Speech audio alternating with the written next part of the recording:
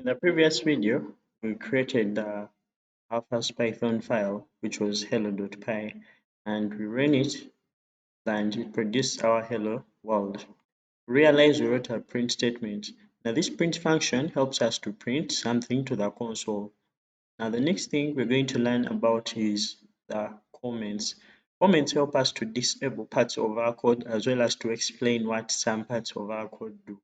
We're going to create a file. We're going to call this comments.py, and we're going to create our comment. So I'm going to close this. So I'm going to write a simple file. So I'm going to say print python, and after writing this, I'm also going to write a comment. So I'm going to save this with Ctrl S.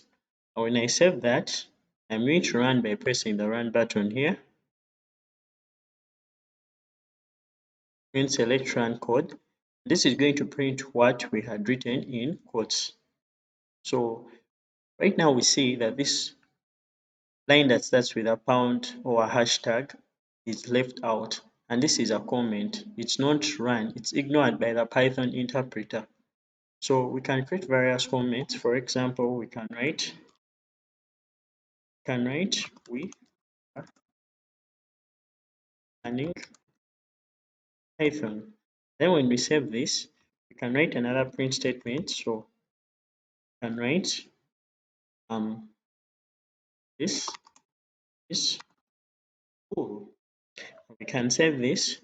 Now this should print Python is cool, and it should skip these lines and then go ahead and print this is cool. So when you run this, we are going to see that this is going to say Python is cool and this is cool. So it's going to skip this line. It's also going to skip this line because this is written, these are commented. And we can also write comments to some parts of our file, at any parts of our file. For example, we can say print and then we write the comment here. So we can say cool, and we can also write a comment here and also say cool. When you save this with Ctrl S, I'm going to clear this. So I'm going to come and clear this.